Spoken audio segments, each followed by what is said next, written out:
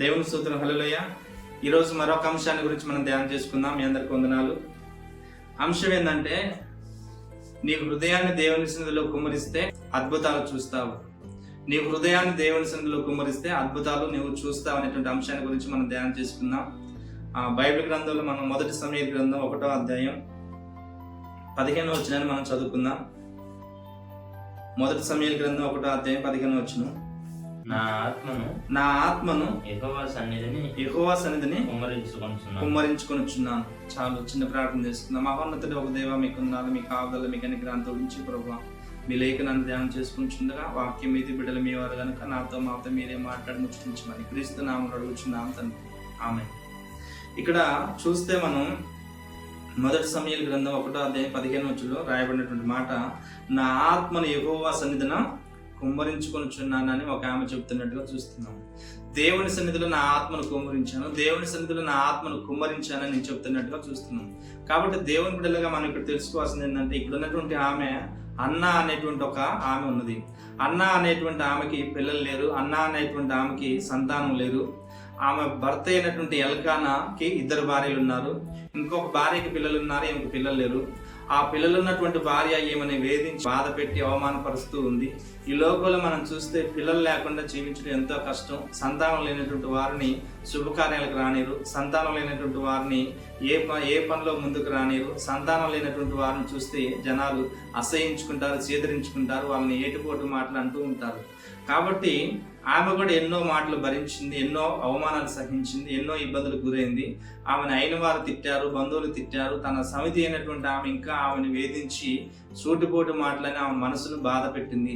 అలాంటి పరిస్థితుల్లో ఆమె ఎన్నో రోజులు భోజనం మానేసి ఉపవాసాల నుండి వేదనతో దుఃఖంతో విలపించినటువంటి రోజులు తన జీవితంలో ఎన్నో ఉన్నాయి. అయితే ఒక రోజు దేవుని సన్నిధికి వచ్చారు. నదిలోకి వెళ్ళి మోకరించి తన దుఃఖ స్వరముతో ప్రార్థన చేస్తూ ఉన్నది. 10వ వచనం మనం చూస్తే దుఃఖ స్వరముతో అంటే పైకి మాట్లాడుకోకుండా లోపల ఆమె దుఃఖాన్ని వెల్లబుస్తూ తన మనస్సు దేవుని దగ్గర, హృదయాన్ని కుమ్మరించి దేవుని దగ్గర గోజాడుతూ ప్రార్థన చేస్తూ ఉంది. ఆ ప్రార్థనలో ఆమె విలపిస్తుంది, ఏడుస్తుంది. ప్రభువా, నా అవమానాన్ని తీసివేయి, ప్రభువా నా దుఃఖాన్ని తీసివేయి, ప్రభువా నా మీద ఉన్న నిందను తీసివేయి, నాకు సంతానం కావాలి ప్రభువా, నాకు బిడ్డను దయచి, నాకు సంతానం దయచి అని ఆమె దేవుడి దగ్గర వేదనతో రోధిస్తూ విలపిస్తూ కన్నీరు విడిచి ప్రార్థన చేస్తున్నట్టుగా చూస్తున్నాం. కాబట్టి ఆమె కాల్చినటువంటి కన్నీరు, ఆమె చేసినటువంటి ఆ కన్నీటి ప్రార్థన దేవుడు చూసిండు. ఆమె ప్రార్థన దేవుడు చూసిండు. ఆమె దుఃఖాన్ని దేవుడు విన్నాడు.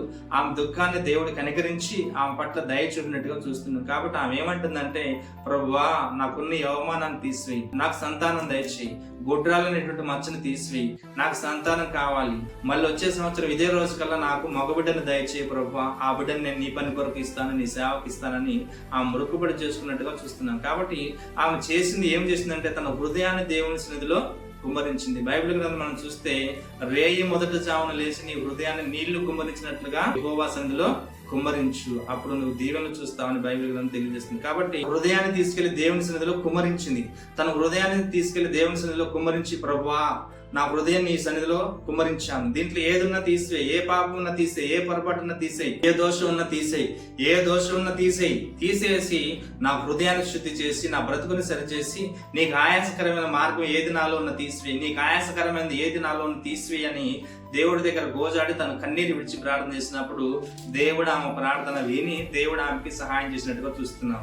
ఆమె ప్రార్థన వినబడ్డది. ఆమె ప్రార్థన దేవుడు ఆలకించిండు, అంగీకరించిండు. తిరిగి ఆమె సంతోషంగా తిరిగి ఇంటికి వెళ్ళింది, ఆనందంగా జీవించింది, ఇక ఉపవాసాలు మానేసింది. దేవుడు నా ప్రార్థన విన్నాడు, దేవుడు నాకు సమాధానం ఇస్తాడు, దేవుడు నాకు జవాబు ఇస్తాడు, నాకు కుమారుని ఇస్తాడని ఆశతో తిరిగి వెళ్ళింది. వచ్చే సంవత్సరం అదే రోజు కల్లా ఆమె చేతిలో మగబిడ్డని దేవుడు ఇచ్చినట్టుగా చూస్తున్నాం. ఆమెకు సంతానం ఇచ్చిండు. ఆ సంతానంగా ఉన్నటువంటి ఆ కుమారుని సమూయేలు అనేటువంటి వ్యక్తి అని పేరు పెట్టింది. ఆ సమూయేలుని తీసుకొచ్చి మరలా అదే దేవుని సన్నిధిలో, ఏ సన్నిధిలో అయితే మొక్కుబడి చేసుకుందో అదే దేవుని సన్నిధిలో శిలోపులోకి తీసుకొచ్చి పాలు మరవగానే తీసుకొచ్చి అక్కడ అప్పచెప్పినట్టుగా చూస్తున్నాం. దేవుని సేవ కొరకు సమర్పించినట్టుగా చూస్తున్నాం. ఆమెకు సంతానం లేక ఆమె దేవుడి దగ్గర సంతానం అడిగింది.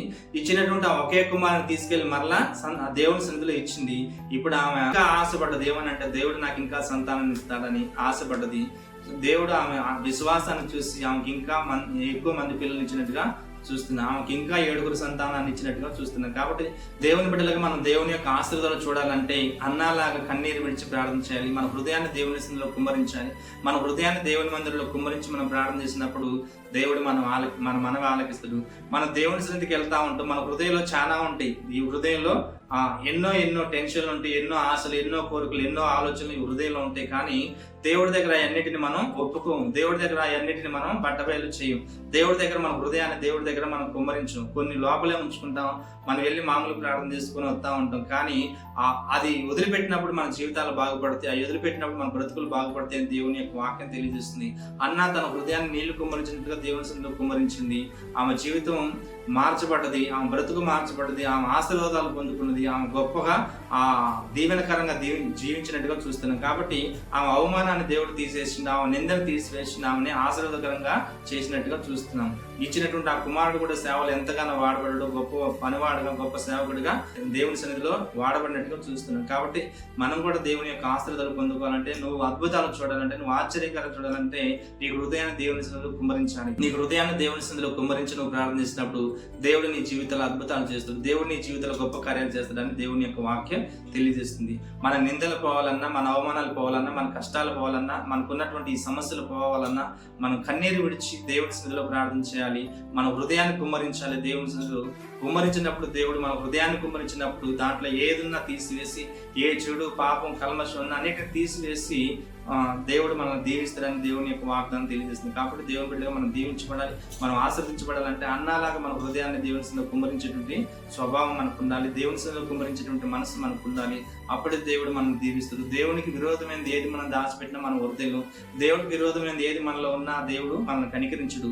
మన యొక్క జీవితాన్ని దేవుడికి అప్పచెప్పాలి, మన యొక్క బ్రతుకుని దేవుడికి అప్పచెప్పాలి. దేవుడు ఏమంటే, నీ హృదయాన్ని నాకు ఇవ్వు, నేను దాన్ని బాగు చేస్తాను. నీ హృదయాన్ని నా చేతిలో పెట్టు, నేను దాన్ని శుద్ధి చేస్తానని చెప్పినట్టుగా చూస్తుంది. బైబిల్ గ్రంథం తెలియజేస్తుంది, నరుని హృదయం ఘోరమైన వ్యాధితో నిండి ఉన్నది. కాబట్టి ఆ ఘోరమైన వ్యాధితో ఉన్నటువంటి హృదయాన్ని దేవుడు ఇవ్వమంటుండు. ఆ హృదయాన్ని మనం దేవుడికి ఇవ్వకుండా మనం ఎన్నోసార్లు ఎన్నో రకాల ఆలోచన చేస్తుంటాం. మందిరానికి వెళ్తా ఉంటూ, ప్రార్థన చేస్తూ ఉంటూ, పాటలు పాడుతూ ఉంటాం. కానీ మన బ్రతుకు మారదు, మన జీవితాలు మారవు. కానీ అన్న తన బ్రతుకుని మార్చుకుంది, అన్న తన జీవితాన్ని మార్చుకుంది, ఆశీర్వాదాలు చూసినట్టుగా చూస్తున్నాం. కాబట్టి మనం కూడా మన హృదయాన్ని దేవుని సన్నిధిలో కుమ్మరించినప్పుడు మనం అద్భుతాలు చూస్తాం. నీ జీవితంలో మేలు కావాలంటే, నీ జీవితంలో అద్భుతాలు కావాలంటే నువ్వు కూడా కన్నీరు విడిచి దేవుని ఎదుట నీ హృదయాన్ని కుమ్మరించి అడిగినప్పుడు దేవుడు ఖచ్చితంగా నీకు మేలు దయచేస్తాడు. దేవుడి మాటలు దీవించి ఆస్వాదించిన గాక. ఆమేన్. అందరి తలలో ఉంచితే ప్రార్థన చేసుకుందాం. మహోన్నతుడు ఒక దేవ, మహాగణుడ మీకు వందనాలు ప్రభు. అన్నా జీవితంలో అద్భుతాలు చేసిన దేవ మీకు వందనాలు. అన్న తన జీవితంలో ప్రభు ఎన్నో అవమానాలు, నిందలు భరించి ప్రభు మీ సన్నిధికి వచ్చి ప్రభు కన్నీరు విడిచి ప్రార్థన చేసి ప్రభు హృదయాన్ని నీళ్లు కుమ్మరించినట్లుగా మీ సన్నిధిలో కుమ్మరించింది ప్రభు. అయా తన ఆశీర్వాదాలు పొందుకున్నట్టుగా, సంతానాన్ని పొందుకున్నట్టుగా, తన అవమానాలు పోగొట్టుకున్నట్టుగా చూస్తున్నాం ప్రభా. అన్నాకి ఆ అవమానం పోగొట్టినటువంటి దేవా మీకు వందనాలు ప్రభా. అన్నాని దీవించినటువంటి దేవా మీకు వందనాలు ప్రభా. మా జీవితాల్లో కూడా ప్రభు ఈ వాక్యం వింటున్నటువంటి పిల్లల జీవితాల్లో కూడా మీరు అద్భుతాలు జరిగించి ఆశ్చర్యకరాలు జరిగించమని, మా జీవితాల్లో ఉన్నటువంటి అవమానాలు, నిందలు అన్నిటిని తొలగించి ప్రభు మీ దేవునితో ఆశీర్వాదంతో మమ్మల్ని అందరినీ నింపమని నజరేయుడైన యేసుక్రీస్తు నామములో అడుగుచున్నాం తండ్రి.